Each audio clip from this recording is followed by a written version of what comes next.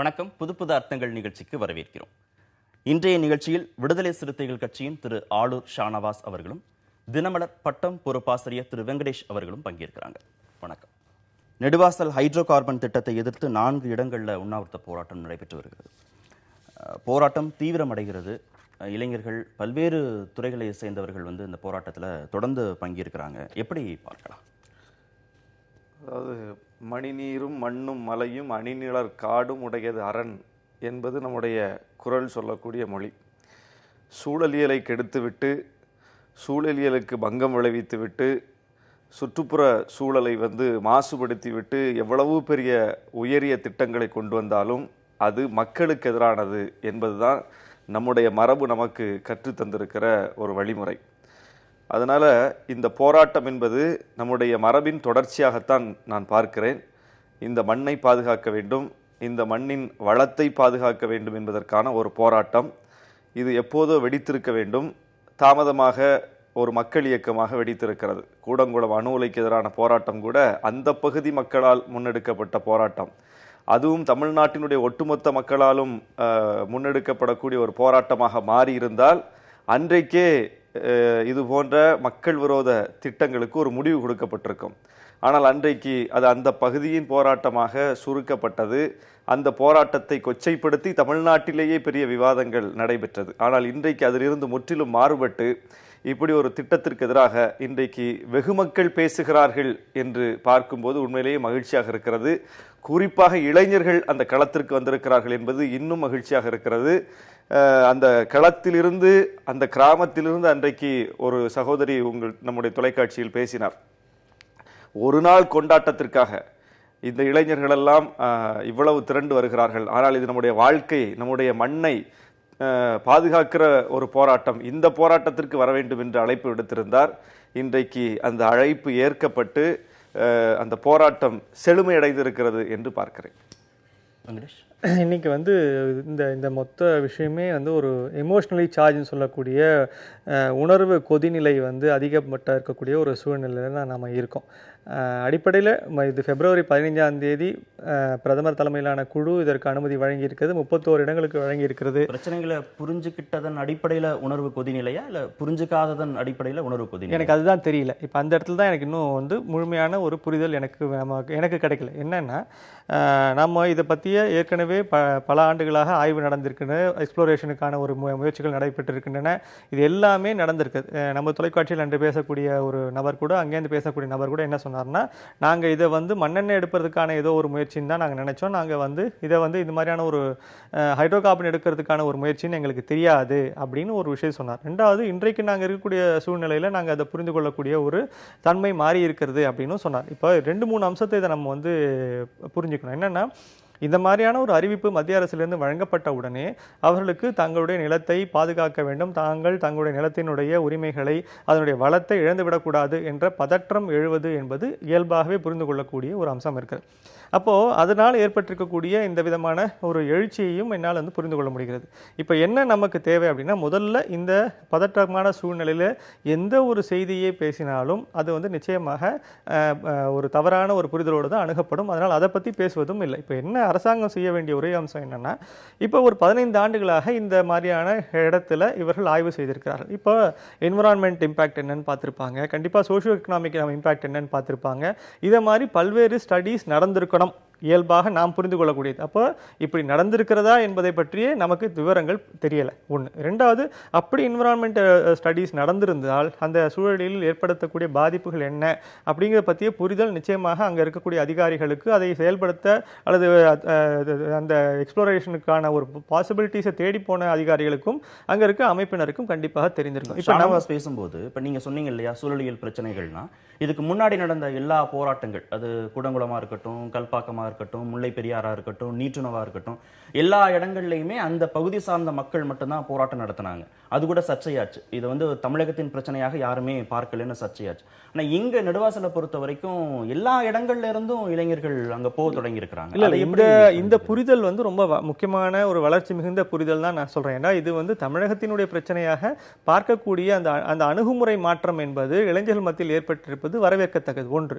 நாம இதை புரிந்து கொள்ள வேண்டிய விஷயம் என்னன்னா, இந்த திட்டத்தை பற்றிய முழுமையான தெளிவு நமக்கு கிடைத்திருக்காது. இப்போ பொதுவெளியில் நம்ம பேசக்கூடிய பல இடங்கள்ல நமக்கு கிடைத்திருக்கக்கூடிய அல்லது தரவுகளின் அடிப்படையில் நம்ம பேசுறோம், அல்லது ஏற்கனவே இந்த துறையில இருந்த எக்ஸ்பர்ட்ஸினுடைய ஒரு ஒப்பீனியன்லேருந்து நம்ம பேசுறோம். ஆனா இதுல இன்னொரு பகுதி மிஸ்ஸிங்கா இருக்கு. தொடர்ச்சியாக இதுல நான் திருப்பி நான் கேட்கக்கூடியது, இப்போ 31 இடங்கள் இதை வந்து அனுமதித்திருக்கிறார்கள் என்றால், நாம் தமிழகத்திலும் காரைக்காலிலும் 2 இடத்தில் இதை பார்க்கிறோம். இப்போ மற்ற இடங்களில் என்ன விதமான இதற்கான பாதிப்புகள் இருக்கின்றன? 1. 2, இதே மாதிரியான எக்ஸ்ப்ளோரேஷன் நடந்திருக்கக்கூடிய வெளிநாடுகளில் என்ன விதமான பாதிப்புகள் ஏற்பட்டிருக்கின்றன? 2.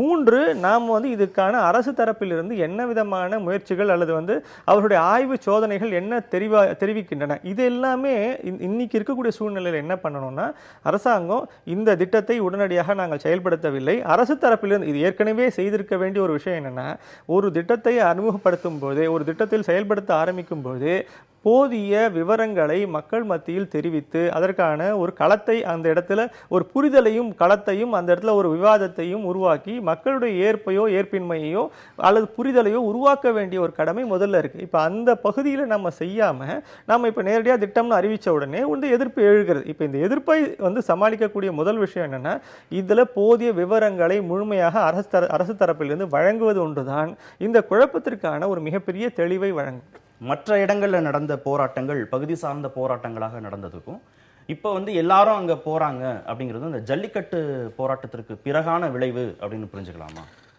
ஜல்லிக்கட்டு போராட்டம் நடைபெற்ற போதே நாம் தெளிவாக அதை பற்றி ஒரு மதிப்பீடை செஞ்சோம். என்ன செஞ்சோம்னா, இது வெறும் ஜல்லிக்கட்டுக்கான போராட்டம் அல்ல, ஜல்லிக்கட்டுக்கான போராட்டம் மட்டுமே என்று சொல்லி அதில் பங்கேற்றவர்கள் அப்படி சொன்னார்கள். இது வேற எதுக்காகவும் இது நாங்கள் கூடலை, வெறும் மாட்டுக்காகத்தான் கூடியிருக்கிறோம் அப்படின்னு ஆதி சொன்னார், லாரன்ஸ் சொன்னார். இதில் வேற வேற பிரச்சனைகள்லாம் பேச வந்துட்டாங்க, அதனால் அந்த போராட்டம் சீர்குலைந்து விட்டதுன்னு அவங்க அதற்கு ஒரு காரணம் சொன்னார்கள். ஆனால் அது உண்மை அல்ல. அசலாக அந்த இளைஞர்கள் அங்கே திரண்டது வெறும் ஜல்லிக்கட்டுக்காக அல்ல, நீண்ட நாட்களாக தமிழகம் வஞ்சிக்கப்பட்டிருக்கிறது என்கிற மனக்காயத்தினுடைய வெளிப்பாடாக ஜல்லிக்கட்டு என்கிற உணர்வுபூர்வமான பிரச்சனைகள் இளைஞர்கள் திரண்டார்கள். அப்படிதான் நம்ம அந்த போராட்டத்தை பார்த்தோம். அது உண்மை என்பது இன்றைக்கு நிரூபணமாயிருக்கிறது. ஏன்னா அது ஜல்லிக்கட்டோடு நின்று போகல, இன்றைக்கு இளைஞர்கள் நெடுவாசல் வரைக்கும் போயிருக்கிறார்கள். வாடிவாசலுக்காக நின்றவர்கள் நெடுவாசலுக்காக வந்திருக்கிறார்கள் என்பது அவர்கள் அரசியல் புரிதலோடு களத்திற்கு வந்திருக்கிறார்கள் என்பதை காட்டுது. ஒன்று. இன்னொன்று, தமிழகம் நெடுநாட்களாக மைய அரசால் வஞ்சிக்கப்பட்டு கொண்டிருக்கிறது என்பதையும் உணர்ந்திருக்கிறார்கள் என்பதை நாம் அதுல இருந்து புரிஞ்சுக்கலாம். இந்த ஒரு பெண் தொலைக்காட்சியில பேசுனதை நீங்க குறிப்பிட்டு சொன்னீங்க, இன்னும் நிறைய இளைஞர்கள் வரணும் அப்படின்னு சொன்னதாக நீங்க சொன்னீங்க. அப்போ இங்க நிறைய இளைஞர்கள் வந்திருக்கிறாங்க, அங்க குறைவான இளைஞர்கள் வந்திருக்கிறாங்க அப்படிங்கறத எப்படி எடுத்துக்கிறது? ஒரு ஒரு கொண்டாட்ட மனப்பான்மையில போனாங்கிற வார்த்தையை அவங்க குறிப்பிட்டு சொல்லுகிற போது இந்த போராட்டத்துல தன்னுடைய பங்களிப்பு இருக்கணும் அப்படின்னு நினைச்சு போறாங்களா, இல்ல உண்மையிலேயே வெங்கடேஷ் சொல்ற மாதிரி அந்த பிரச்சனைகளுடைய ஆழத்தை புரிஞ்சு அந்த போராட்டத்துல கலந்துக்கிறாங்க அப்படின்னு எடுத்துக்கலாமா? இல்ல, அதாவது நீங்க ஒரு 2 மாதத்திற்கு முன்னால் தான் காவிரி பிரச்சனை மிகப்பெரிய அளவுக்கு வெடித்து நடுவர் மன்றம் உச்ச நீதிமன்றம் சொன்னதை அப்படியே மத்திய அரசு மீறி மேலாண்மை வாரியம் அமைக்க முடியாது என்று மத்திய அரசு கைவிரித்து வெளிப்படையாக அப்பட்டமாக மக்கள் இதையெல்லாம் பார்த்து கொண்டிருந்தார்கள். என்ன இது இப்படி நடக்கிறது என்று பார்த்து ஒரு வேதனையை மக்கள் அனுபவித்த ஒரு காட்சி 2 மாதத்திற்கு முன்னால் நடந்தது. அப்படியே 1 மாதத்திற்கு முன்னால் ஜல்லிக்கட்டு பிரச்சனை, அதற்கு அடுத்த மாதம் இப்போது நெடுவாசல். அப்ப இது ஒரு தொடர்ச்சியாக வருகிறது. அப்ப காவிரி, ஜல்லிக்கட்டு, நெடுவாசல். அப்ப இந்த 3 மாதத்திற்குள் 3 மிக முக்கியமான பிரச்சனையை தமிழகம் சந்தித்திருக்கிறது என்னும் போது அந்த புரிதல் இயல்பாக இளைஞர்கள்ட்ட வர. காவிரி பிரச்சனைக்கும் நீங்க சொன்ன விமர்சனம் வைக்கப்பட்டது, விவசாயிகள் பிரச்சனையா மட்டும் இது பார்க்கப்படுது, டெல்டா பகுதி விவசாயிகள் மட்டும் இந்த போராட்டத்தில் கலந்துக்கிறாங்க, இது ஏன் தமிழகத்தின் பிரச்சனையாக உணரப்படவே இல்லைன்னு காவிரி விவகாரத்திலேயே இதே குற்றச்சாட்டை விவசாயிகள் தரப்புல இருந்தே வச்சாங்க, சங்கங்களை சேர்ந்தவங்க வச்சாங்க. அந்த அளவுக்கு எழுச்சி அப்ப பார்க்க முடியல. அதுதான் நீங்க ஜல்லிக்கட்டு போராட்டம் நடந்த போது இதுதான் பெரிய விமர்சனமா மாறிச்சு. கடந்த மாதம் தான் காவிரி பிரச்சனை வெடித்தது, அப்போ வராத இளைஞர்கள் இப்போது வர்றாங்களே, இவர்கள் அரசியல் புரிதலோடு வர்றார்களா அல்லது கொண்டாட்டத்திற்காக வருகிறார்களா என்கிற விவாதம் அப்போது நடைபெற்றது. அதனுடைய தொடர்ச்சியாக தான் இதை நம்ம பார்க்கணும். அப்போ அன்றைக்கு கூடிய இளைஞர்களுக்கு அதை பற்றிய ஒரு பரிசீலனைக்கான முடிவுக்கு இன்னைக்கு வந்திருக்கிறார்கள். இன்றைக்கு அதற்கு போனோமா, இன்னைக்கு இதுக்கும் போகணும் என்கிற ஒரு உந்துதல் அவர்களுக்குள்ள ஏற்பட்டதனுடைய வெளிப்பாடாகத்தான் இன்னைக்கு வந்து நிக்கிறாங்க. வந்ததை வரவேற்போம். மண் சார்ந்த புரிதல், மண் வளம் சார்ந்த புரிதலோடு இந்த போராட்டத்துல இவங்களுடைய பங்களிப்பு இருக்கு, இளைஞர்களின் மாணவர்களின் பங்களிப்பு இருக்கு அப்படின்னு எடுத்துக்கலாமா? இல்ல அதுலயும் நம்மளுடைய பங்களிப்பு இருக்கணும் அப்படிங்கிற ஒரு மேம்போக்கான சிந்தனையோட பங்களிப்பா அதை பார்க்க. இல்லை இப்போ இதை நான் இளைஞர்களுடைய உணர்வுகளை நான் கொச்சைப்படுத்த விரும்பவில்லை, எந்த விதமான சந்தேகங்களையும் நான் எழுப்ப விரும்பவில்லை. உண்மையிலேயே ஒரு பெரிய அளவில் ஒரு ஒரு அவேர்னஸ் ஒன்று, விழிப்புணர்ச்சி ஒன்று தமிழகத்துக்குள்ளே ஏற்பட்டு கொண்டே இருக்குது. படித்த அல்லது சிறுநகரங்களில் இருக்கக்கூடிய இளைஞர்கள் முதற்கொண்டு இன்றைக்கு செய்தி ஊடகங்களின் வாயிலாக அவர்கள் தெரிந்து கொள்ளக்கூடிய பல்வேறு அம்சங்களை ஒட்டி அவர்கள் இந்த மாதிரியான தமிழகத்திற்கு பாதிப்பு ஏற்படுத்தக்கூடிய அம்சங்களாக இருக்கக்கூடிய விஷயங்களை எதிர்த்து பேச வேண்டும். அதை நாம் ஏதேனும் ஒரு வகையில் நாம் காப்பாற்றணும்னு எண்ணம் ஒன்று உருவாகி இருக்குது. இது வரவேற்கத்தக்க ஒரு அம்சம். ஆனால் இதுல என்னன்னா, இப்ப நான் திருப்பி போதாமைகள் பற்றி தான் நான் பேசிட்டே இருக்கேன். அந்த போதாமைகள் என்ன அப்படின்னா, நாம இப்ப இந்த ஒரு திட்டத்தை மட்டும் எடுத்துப்போம், அல்லது நீங்க அந்த திட்டத்துக்குள்ள இப்ப நீங்க காவிரி பேச்சு பிரச்சனை வந்த போது நம்ம உச்சநீதிமன்றம் வரைக்கும் போய் நமக்கு பல்வேறு இடங்கள்ல நமக்கு தெளிவுகள் கிடைத்தன. அப்ப உச்சநீதிமன்றம் ஒன்று சொன்னது, திருப்பி மத்திய அரசு ஒன்று சொன்னது, அப்ப வரும்போது நிச்சயமா அதுல இருக்கக்கூடிய மாற்றங்கள் கண்டிப்பாக ஒரு பெரிய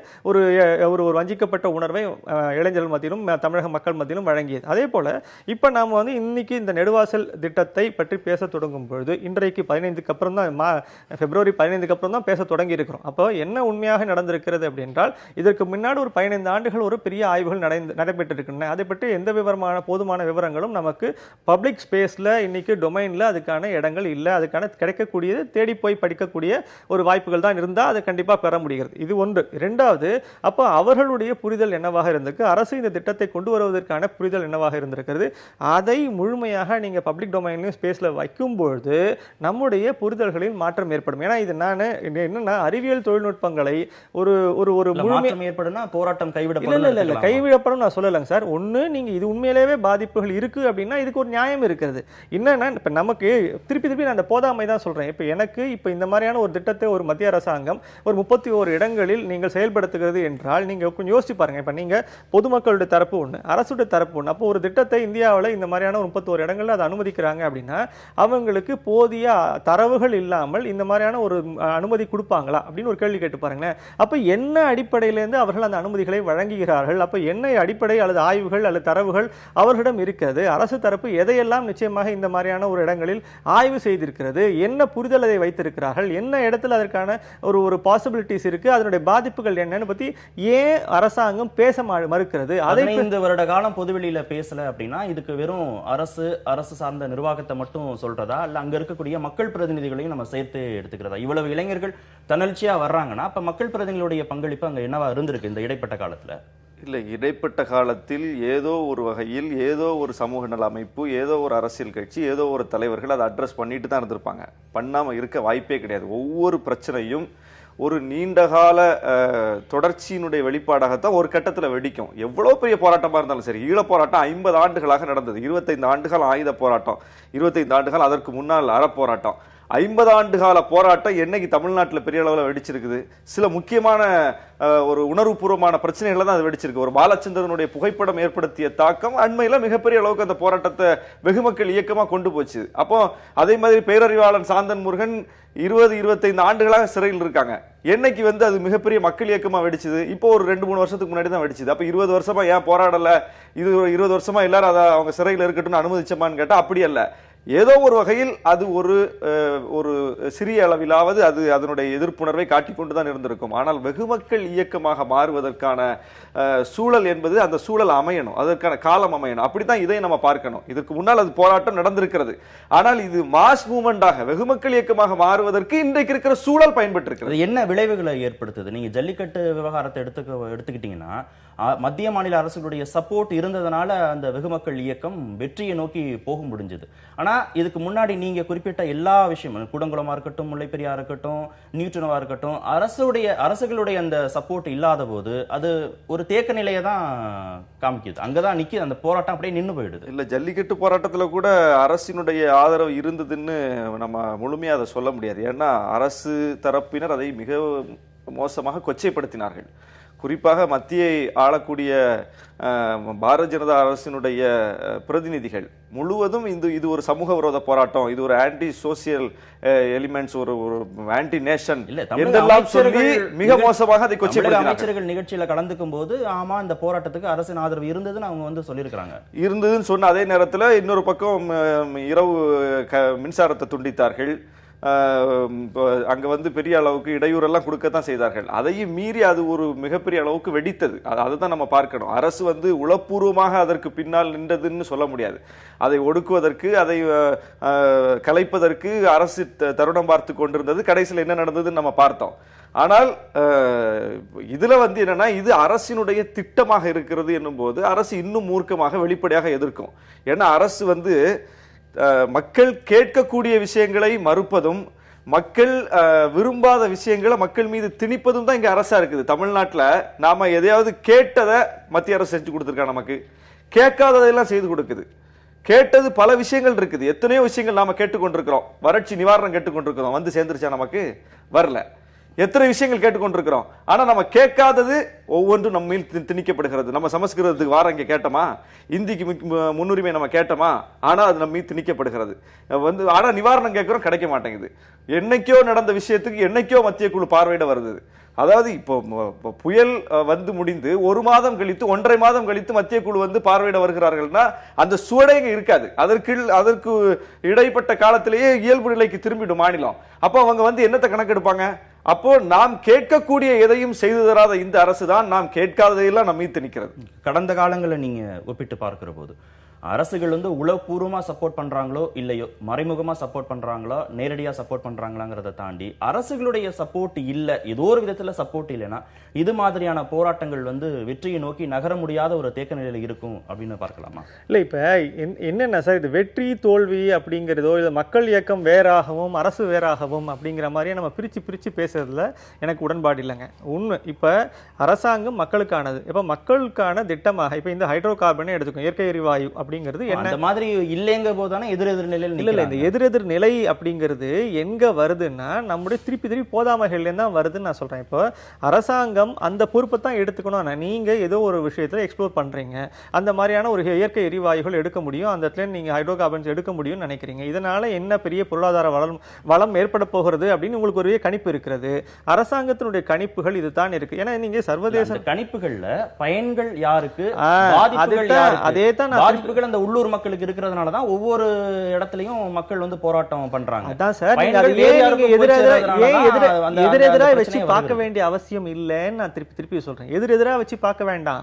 நீங்க உண்மையாவே இந்த திட்டத்தினால் பயன்கள் உண்மையில என்ன மக்களுக்கு போய் சேரப்போகின்றன அல்லது பாதிப்புகள் என்ன மக்களுக்கு போய் சேரப்போகின்றன, நான் அதுதான் திருப்பி சொல்றேன். 2014 இப்ப நீங்க அரசாங்கம், மத்திய பாஜக அரசாங்கம் வரும்பொழுது இந்த எல்லாரும் இன்னொரு ஒரு தியரி ஒன்று சொல்றாங்க. இது வந்து ஏற்கனவே இருந்த ஒரு காங்கிரஸ் அரசாங்கத்தினால் கொண்டு வரப்பட்ட திட்டம். இந்த காங்கிரஸ் அரசாங்கம் கொண்டு வந்தது, இந்த அரசாங்கம் கொண்டு வந்ததெல்லாம் பிரிச்சு பேச வேண்டிய அவசியம் கிடையாது. இப்ப நீங்க 2014 நீங்க இதுக்கான ஒரு மத்திய அரசு பொறுப்பேற்கும் போது ஒரு ஹோலிஸ்டிக்கா முழுமையான ஒரு பார்வையோடு இது வந்து என்ன வகையிலேயே நீங்க வந்து என்ன அதிகாரிகள்லாம் கண்டிப்பா அந்த இடத்துல ஆய்வுகள் பண்ணியிருப்பாங்க, ஒரு கண்டிப்பான ரிப்போர்ட் வச்சிருப்பாங்க. அந்த ரிப்போர்ட்ல இருந்தா இந்த 31 இடங்களுக்கான அனுமதி வழங்கப்படுது. அப்போ அரசாங்கம் அதை பார்க்கும்போது, அரசு மக்களுடைய வாக்குகளை பெற்ற ஒரு அரசாங்கம் அந்த ரிப்போர்ட்ஸை பார்க்கும்போது ஒரு விஷயத்தை புரியணும். அது வெறும் எண்ணுகள் அல்ல, எழுத்துகள் அல்ல, அது பின்னாடி மக்கள் இருக்காங்க, அது பின்னாடி உயிர் இருக்கு, அது பின்னாடி விவசாயம் இருக்கு, அது பின்னாடி சூழலில் இருக்கு, நிலம் இருக்குன்ற அம்சத்தோடு அதை புரிந்து கொண்டு என்ன விதமான பாலிசி சேஞ்ச் ஏதாவது கொண்டு வரணுமா, கொண்டு வர வேண்டாமா, இல்ல இது உண்மையிலேயே நாம இந்த பாலிசி சேஞ்சுக்கு அப்பாற்பட்டு இதுக்கு ஏதோ ஒரு பெரிய பலன் இருக்கிறதா,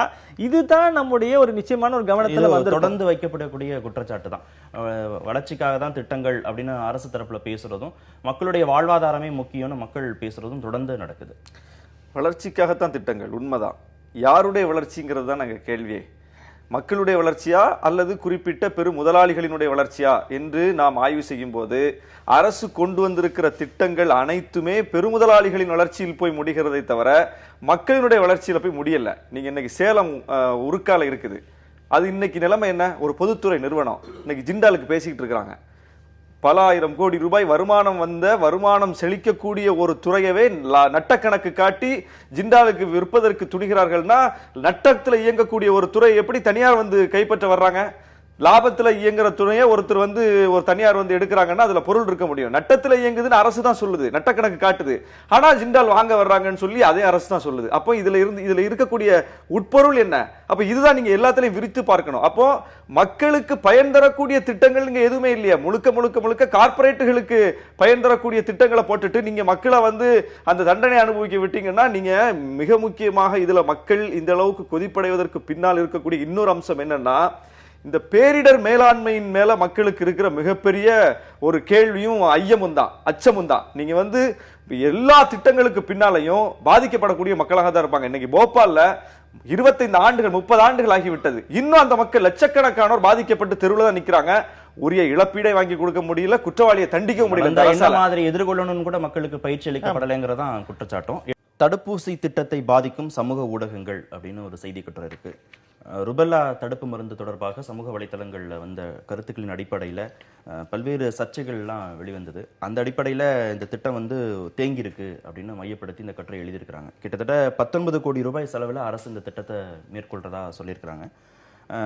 1,80,00,000 குழந்தைகளுக்கு கொடுக்கணும். மார்ச் 14 வரைக்கும் இதை கொடுப்பதற்கான திட்டம், செயல் திட்டம் அரசின் பரிசீலனையில் இருக்கிறது. இந்த சமூக வலைதளங்களில் வந்து இந்த விமர்சனங்களை எப்படி பார்க்கலாம் அந்த தடுப்பூசி தொடர்பாக? இல்லைங்க, இது சமூக வலைதளங்கள் அப்படிங்கிறது இன்றைக்கி ஒரு தனி மனித ஒரு விருப்பு வெறுப்பு, அதே சமயத்தில் தனி மனித பயங்கள், இது அத்தனையும் வெளிப்படுத்தக்கூடிய இடமாக இன்றைக்கி பரிணமித்திருக்குது. உண்மையிலே நீங்கள் இதெல்லாம் வந்து எவ்வளோ தூரம் வந்து நம்புறீங்க நம்பலை அப்படிங்கிறது ஒரு தனிநபர்களுடைய முடிவை பொறுத்தது. இதிலே வந்து இன்றைக்கி செல்ஃப் ப்ரொக்ளைம்டு டாக்டர்ஸ் நிறைய பேர் இருக்காங்க, செல்ஃப் ப்ரொக்ளைம்டு நாலெட்ஜபிள் பர்சன்ஸ்னு சொல்லக்கூடியவங்க இதை பற்றி இருக்கக்கூடிய எல்லா சந்தேகங்களையும் எழுப்பிக்கொண்டே இருக்கிறார்கள். இதெல்லாம் வந்து இன்றைக்கி சமூக ஊடகங்கள் அந்த மாதிரி தான் இருக்க முடியும். எல்லா உலகம் ஃபுல்லாக அப்படி தான் இருக்க முடியும். ஒன்று. ரெண்டாவது பகுதி அது ஆரோக்கியமானதா பாதிப்பா? இல்லை, ஆரோக்கியம் பாதிப்புன்னே கிடையாதுங்க சார். இது எப்படி உங்களுடைய பர்செப்ஷன் இருக்குது அப்படிங்கிறத பொறுத்து தானே தவிர, ஒவ்வொரு இண்டிவிஜுவலுடைய பர்செப்ஷனை தான் பொறுத்து இருக்கே தவிர, இது வந்து மொத்தமாக தப்புன்னு சொல்ல முடியாது, மொத்தமாக ரைட்டுன்னு சொல்ல முடியாது. ஏன்னா இதில் இருக்கக்கூடிய சிக்கல் என்னென்னா, இண்டிவிஜுவலில் ஒவ்வொருத்தர் இண்டிவிஜுவலும் தங்களுடைய கருத்தை சொல்லும்போது அதுக்கான ஒரு ஊடகம் கிடைச்சிருக்கு, அதுக்கான ஒரு வழிமுறை போய் சேர்வதற்கான வாய்ப்புகள் இன்னைக்கு கிடைத்திருக்கு.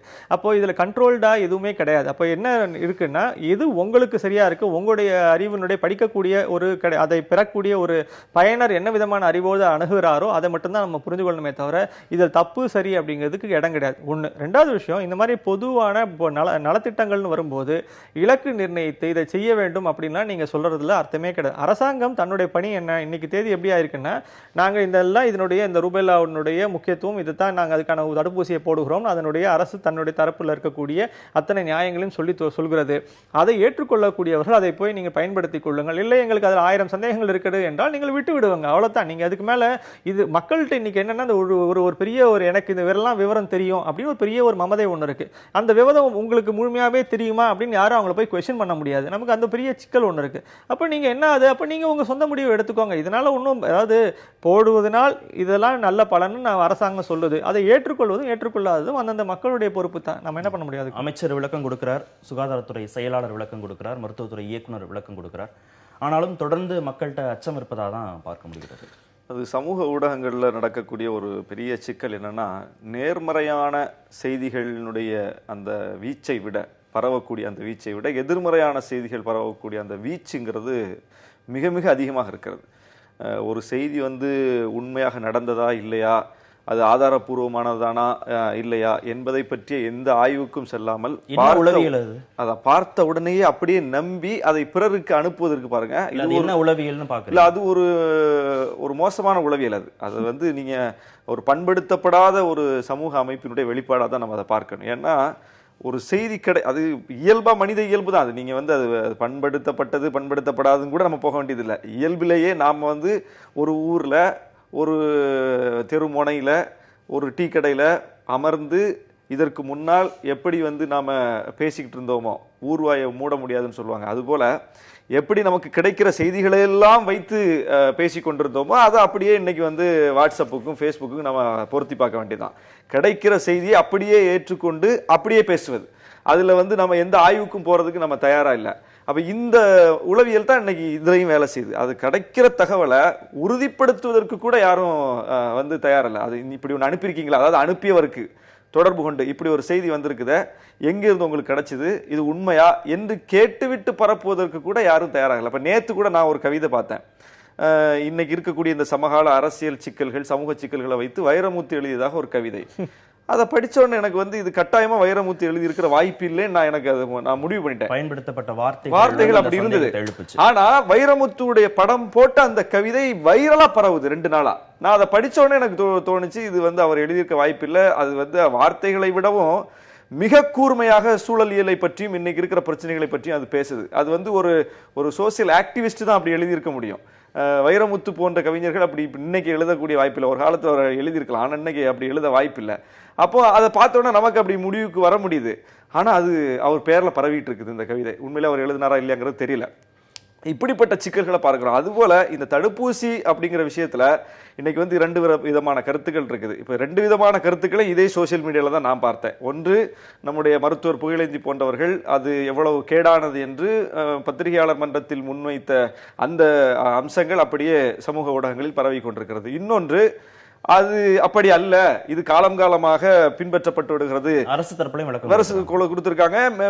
மேலை நாட்டினுடைய தாக்கம் இது, அவர்கள் நம்மை சோதனை எலிகளாக பயன்படுத்துகிறார்கள்னு இந்த தரப்பு வைக்கக்கூடிய வாதத்தை இன்னொரு தரப்பு மறுக்கிறார்கள். இல்ல, அந்த நாட்டிலேயே போட்டுட்டு தான் இருக்காங்க, நாம வந்து நமக்கு மட்டும் இதை போட்டிருந்தா நாம சோதனை எலிகளாக நம்மை பயன்படுத்துகிறார்கள் சொல்லலாம். ஆனால் அவர்கள் நாட்டிலும் காலம் காலமாக எல்லா மேலை நாடுகளிலும் இந்த தடுப்பூசிகள் போடப்படுகிறதுன்னு இன்னொரு தரப்பு வாதம் வைக்குது. அப்ப இரண்டையும் எடுத்துக்கொண்டு இரண்டிலும் நமக்கு என்ன படுகிறதோ, சார் சொன்ன மாதிரி இதுல வந்து நம்முடைய அறிவு கேட்டோம், இரண்டையும் வைத்து ஆய்வு செய்யும்போது நம்முடைய அறிவுக்கு கட்டாயமாக அதுல ஒரு பார்வை கிடைக்கும்.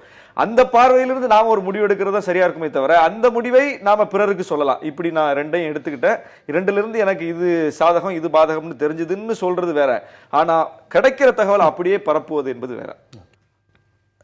தமிழகத்தில் கருணாநிதி ஜெயலலிதா அரசியல் காலம் முடிந்து விட்டது அப்படின்னு மத்திய அமைச்சர் பொன் ராதாகிருஷ்ணன் சொல்லியிருக்கிறாரு. அவர் சொல்ற மாதிரி அரசியல் காலம் முடிந்து விட்டதா அப்படின்னு பார்க்கிறதா, எப்படி பார்க்கலாம் ஷானவாஸ்? இதில் முடிந்து விட்டதுன்னு நாம் சொல்ல முடியாது. ஏன்னா 2 கட்சிகளும் கட்டமைப்பு வலிமை மிகுந்த கட்சிகள். அந்த தலைவர்கள் இன்றைக்கு ஒருவர் இல்லை, ஒருவர் இருக்கிறார், ஆனால் செயல்களத்தில் இல்லாமல் இருக்கிறார். ஆனாலும் அந்த கட்சி கொடுத்த ஃபார்முலா அப்படியே இயங்கிக் கொண்டிருக்கிறது. ஜெயலலிதா இல்லை என்றாலும் ஜெயலலிதாவின் பெயரை சொல்லி இன்றைக்கு அரசியல் செய்கிற அத்தனை பேரும் அவர் குற்றவாளி என்பதையே மறுத்துவிட்டு அவர் பெயராலேயே நாங்கள் ஆட்சி செய்வோம் என்று சொல்லுகிறார்கள். ஒரு பக்கம் சசிகலா தரப்பும் அதைத்தான் சொல்லுகிறார்கள். இன்னொரு பக்கம் அவர்களிடமிருந்து முரண்பட்டு நிற்கிற மாற்றத்துக்கான ஒரு ஆள் என்று சொல்லப்படுகிற ஓபிஎஸும் அதைத்தான் சொல்லுகிறார். அப்போ அந்த ஃபார்முலா அவர்கள் அப்படியே தான் இன்றும் களத்தில் வைத்திருக்கிறார்கள்ங்கிறத அதில் நம்ம புரிச்சுக்கலாம். திமுகவிலும் அப்படித்தான். அதனால அந்த கட்டமைப்பு வலிமை, அவர்கள் இதுவரைக்கும் பின்பற்றி வந்திருக்கிற அந்த கோட்பாடு செயல் திட்டம் அது அப்படியே தொடர்ந்து கொண்டிருக்கிறது. இப்போ இது 2க்கும் மாற்றான ஒரு புதிய வடிவத்தோடு ஒரு புதிய அரசியல் சக்தி வரும்போது தான் நாம் வந்து அது முடிந்து விட்டதா இல்லையாங்கிறத கணிக்க முடியும். நீங்கள் எப்படி பார்க்குறீங்க? இல்லை, உண்மையிலே நீங்கள் வந்து 2 பேருடைய ஒரு ஒருத்தருடைய அவர் சொன்ன மாதிரி ஒருத்தர் மறைந்து விட்டார், இன்னொருத்தர் செயலிட்டு இருக்கக்கூடிய இந்த சூழ்நிலையை நீங்கள் இது வந்து அடுத்த கட்டத்துக்கு அடுத்த கட்டத்திற்கு அரசியல் மெல்ல மெல்ல நகர்ந்து கொண்டிருக்கிறது என்பதை நாம் கண்கூடாக பார்க்க முடிகிறது.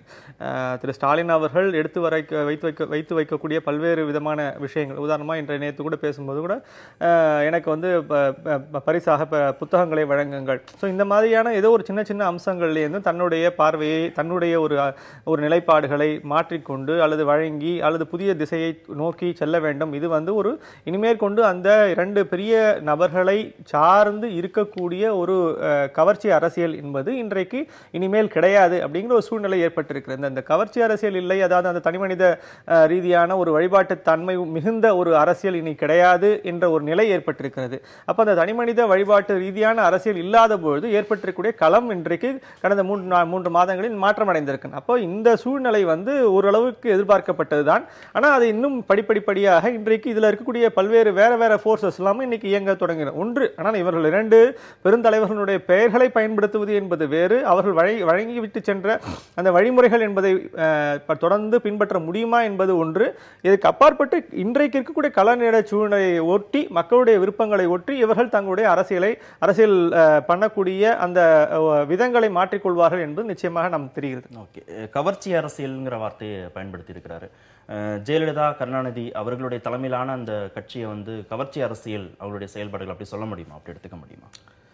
இல்லை, அப்படி சொல்ல முடியாது. ஏன்னா நீங்கள் அது அதிமுகவுக்கு கூட பொருந்தும், ஆனால் திமுகவுக்கு அது அவ்வளோ தூரம் பொருந்தாது. ஏன்னா திமுக பயணப்பட்டு வந்திருக்கிற ஒரு வழிமுறைங்கிறது முற்றிலும் வேறு. அது சில கோட்பாடுகளை முன்வைத்துத்தான் அவர்கள் வந்து களத்திற்கு வந்தார்கள். ஆனால் அங்கே அந்த தலைவர்களினுடைய அந்த ஆளுமை திறன் வந்து மிகப்பெரிய அளவுக்கு ஒரு ரோல் பண்ணியிருக்கு. அதையும் நம்ம மறக்க முடியாது.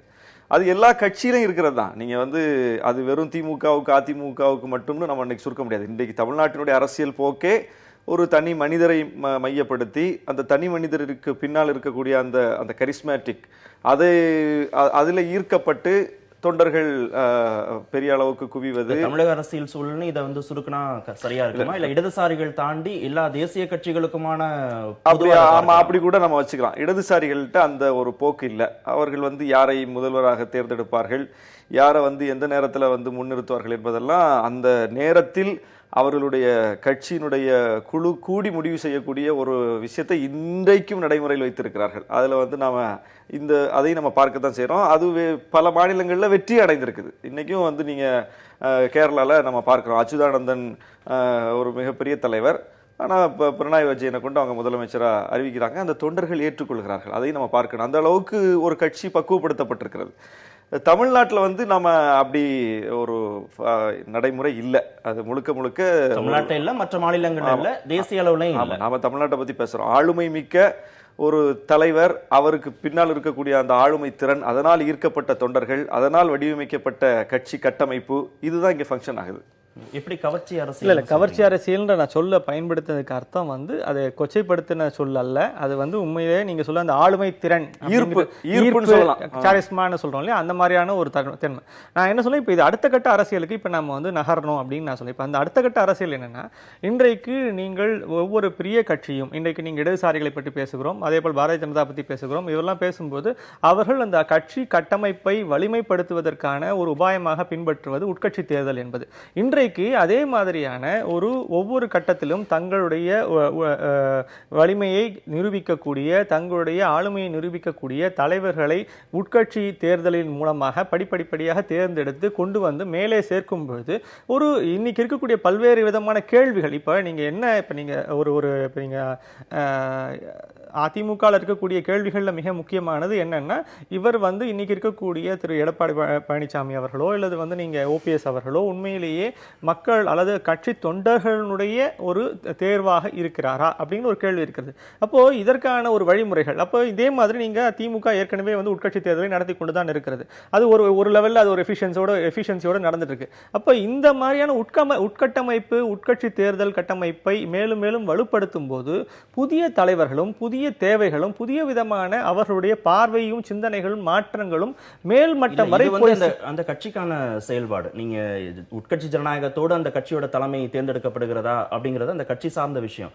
பொன் ராதாகிருஷ்ணன் சொல்றது ரெண்டுக்குமான மாற்று வேணும், அதற்கான தேவை இருக்கு, அவங்க இரண்டோடைய காலமே முடிஞ்சு போச்சுன்னு சொல்றாரு. நீங்க புதிய தலைமை இங்க வந்தா கூட அவர் கட்சிக்கான முடிவுரையே எழுதுறாரு. இல்ல, அவர் எப்படி சொல்ல வர்றாருன்னா, இந்த திராவிட இயக்க சிந்தனை என்பதற்கான முடிவுரையை அவர் விரும்புறாரு.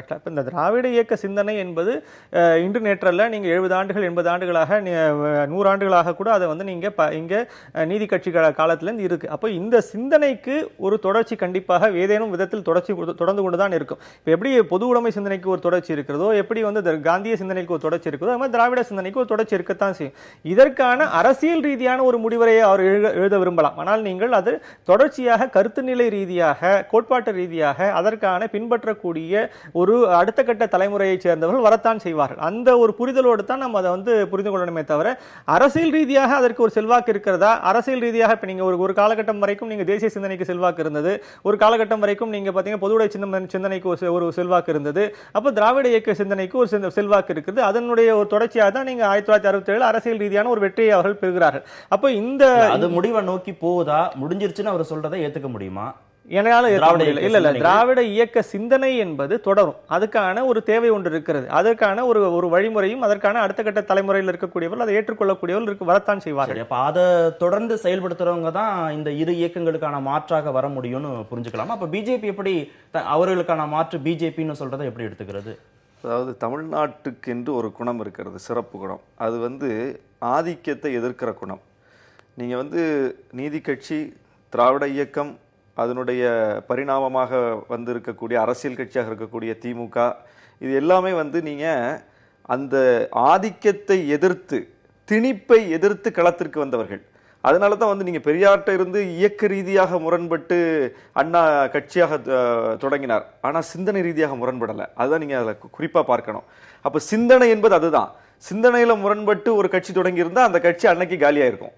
ஆனால் அந்த கட்சி இன்னைக்கு 50 ஆண்டுகளை கடந்து களத்துல நிக்குது அப்படின்னா, அந்த கட்சி பல கூறாக பிரிந்த பிறகும் கூட அந்த பிரிந்து போன கட்சிகளும் கூட களத்தில் நிற்கிறாங்க அப்படின்னா அதுக்கு என்ன காரணம்னா அந்த சிந்தனை போக்கு தான்.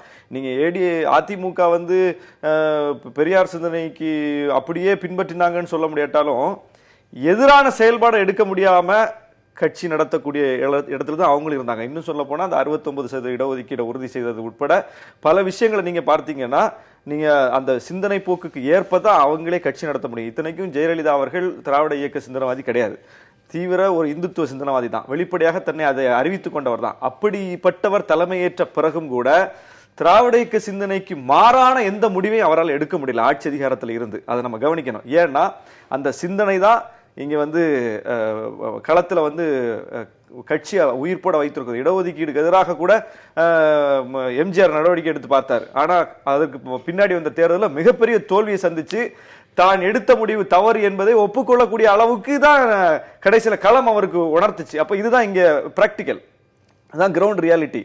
அப்போ இப்போ திமுக அதிமுக ஒரு காலத்துல இல்லாம கூட போலாம். ஆனால் இந்த சிந்தனை என்பது உயிர்ப்போட இருக்கும். புதிதாக வரக்கூடியவர்களும் ஆதிக்கத்தை எதிர்ப்பது, மேலிருந்து கீழே திணிக்கப்படக்கூடிய கொள்கைகளை எதிர்ப்பது, இந்த மண் சார்ந்த பிரச்சனைகளை அடையாளப்படுத்துவது என்கிற வடிவத்தில் கட்சியை கொண்டு போனாதான் கட்சிங்க நிற்கும். அதெல்லாம் யாருக்கு எதிராக இதெல்லாம் அவங்க செயல்படுத்துறாங்க? இப்ப புதிய அமைப்பு கூட தொடங்கப்பட்டிருக்கிறது. ஜல்லிக்கட்டு போராட்டத்தில் ஈடுபட்ட இளைஞர்கள் கூட புதிய அமைப்பை தொடங்கியிருக்கிறாங்க. இவங்கெல்லாம் எந்த சிந்தனைகளுக்கு எதிராக இவங்க தொடங்கி இருக்கிறாங்க? அவங்களோட ஏந்து போவதற்கான சூழல் தான் ஏற்படும். இந்த போராட்டமே அதற்கு சாட்சி. இந்த போராட்டம் யாருக்கு எதிரானது? இந்த போராட்டம் எந்த கொள்கைக்கு எதிரானது? மேலிருந்து கீழே திணிக்கப்படக்கூடிய கொள்கைக்கு எதிரானது, மேலிருந்து வரக்கூடிய ஆதிக்கத்துக்கு எதிரானது. அப்போ 100 வருஷத்துக்கு முன்னாடி எதை சொல்லி இளைஞர்கள் களத்திற்கு வந்தார்களோ, 50 ஆண்டுகளுக்கு முன்னால் இந்திய எதிர்ப்பு போராட்டத்தில் எதை சொல்லி இளைஞர்கள் களத்திற்கு வந்தார்களோ, அது 100 ஆண்டுகளுக்கு முன்னால் 50 ஆண்டுகளுக்கு முன்னால் நடந்த அதே வடிவம் தான் இன்னைக்கும் வருது. இன்னைக்கு ஆதிக்கத்துக்கு எதிரான போராட்டம் தான். இன்னைக்கு மத்திய அரசிலிருந்து வரக்கூடிய திணிப்புக்கு எதிரான ஒரு போராட்டமா தான் இன்னைக்கு அது உயிர்ப்போட இருக்குது. அப்ப நீங்க இன்னைக்கு நெடுவாசல் வரைக்கும் அது வந்து நிக்குது பாருங்க.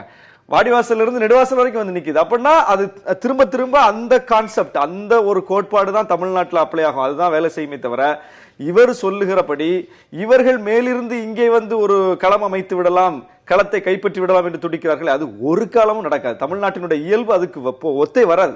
பிஜேபியுடைய கனவுக்கு தமிழகத்தின் இயல்பு ஒருபோதும் ஒத்து போகாது அப்படிங்கறத நீங்க எப்படி பாருங்க? இல்ல, இது என்னன்னா இது இன்னொரு சிந்தனை போக்குல இருந்தா திருப்பியும் ஒரு யோசனை பார்க்கலாம். இப்போ என்ன அவருடைய பார்வை என்னவா இருக்க முடியும்னு நான் புரிஞ்சு கொள்றேன். என்னன்னா இது வந்து உலகமெங்கும் இப்போ நீங்கள் தொடர்ச்சியாக இந்த சென்ட்ரிஸ்ட் ஃபோர்ஸஸ்ன்னு சொல்லக்கூடியதும் அப்புறம் இடதுசாரிகள் அப்படிங்கிற இந்த ஃபோர்ஸஸும் இது தொடர்ச்சியாக பல்வேறு காலகட்டங்களில் ஆட்சியை தக்க வைத்துக் கொண்டிருக்கின்றன, சிந்தனை ரீதியான ஒரு தாக்கத்தை ஏற்படுத்தி இருக்கின்றன. ஆனால் மக்கள் படிப்படியாக இந்த 2 சிந்தனை போக்குகளிலும் ஏற்பட்ட ஒரு அதிருப்தியின் காரணமாக படிப்படியாக அவர்கள் வலதுசாரி சிந்தனை நோக்கி நகர்கிறார்கள். பிரெக்சிட் ஆகட்டும், இல்லை யூஎஸ் ஆகட்டும், எல்லா இடத்துலையுமே இப்போ நீங்கள் ட்ரம்ப்புடைய வெற்றியை அதை தான் அப்படித்தான் புரிஞ்சு கொள்கிறார்கள். அப்போது இந்த மாதிரியான ஒரு அதிருப்தி வந்து கண்டிப்பாக ஒரு வலதுசாரி சிந்தனைக்கான ஒரு வாய்ப்பை இங்கே ஏற்படுத்தி தரும் அப்படிங்கிற நம்பிக்கையில இருந்து அவர் பேசுவார்னு சொல்றதை புரிஞ்சுக்க முடியுது. ஆனா தமிழகத்துல மொழி சார்ந்த இனம் சார்ந்து நடக்கக்கூடிய போராட்டங்கள் கூட நீங்க சொல்ற வலதுசாரி சிந்தனை எதிர்த்து தானே இங்க நடக்குது. உண்மை. நான் என்ன கேட்கிறேன், திருப்பி நான் இதே இன்னொன்று இப்படி புரிஞ்சுக்கோங்களேன். நீங்க வந்து மோடி அவர்களை 15 ஆண்டுகள் தொடர்ச்சியாக அவரை விமர்சனம் செய்து தான் அவரை இன்றைக்கு பிரதமர் நாற்காலியில் உட்கார்த்து வைத்திருக்கிறோம். அப்போ உண்மையே ஒரு கோட்பாடு, ஒரு கொள்கை விமர்சனத்துக்கு உட்படுகிறது என்றால் அதற்கு கிடைத்திருக்கக்கூடிய ஒரு மிக அதிகமான ஒரு வரவேற்பையும் இங்கே நாம் கவனத்தில் கொள்ள வேண்டும் என்பதுதான் புரிந்து கொள்ள வேண்டும். அந்த வரவேற்பு என்பது அது ஒரு தற்காலிகமானது. ஏன்னா அது ஒரு ஹைப்ல ஒரு மிகப்பெரிய வடிவமைக்கப்பட்ட ஒரு முயற்சியில் கிடைத்திருக்கிற ஒரு தற்காலிக வெற்றி தானே தவிர களத்தில் அடைந்த வெற்றி அல்ல. நீங்க 30 விழுக்காடு தான் அவ்வளவு பெரிய உழைப்புக்கு பிறகு மோடியால வாங்க முடிந்தது. 70 விழுக்காடு எதிர்ப்பு தான். மகாராஷ்டிராவோடு ஒப்பிட்டு பார்க்கிற போது வேறு விதமான ஒரு கருத்துக்களும் சொல்றாங்க. நம்ம இன்னும் அடுத்தடுத்த அமர்வுகளில் இதை விரிவா பேசலாம். நிகழ்ச்சியில் பங்கேற்ற இருவருக்கும் மிக நன்றி. மீண்டும் சந்திப்போம். நன்றி.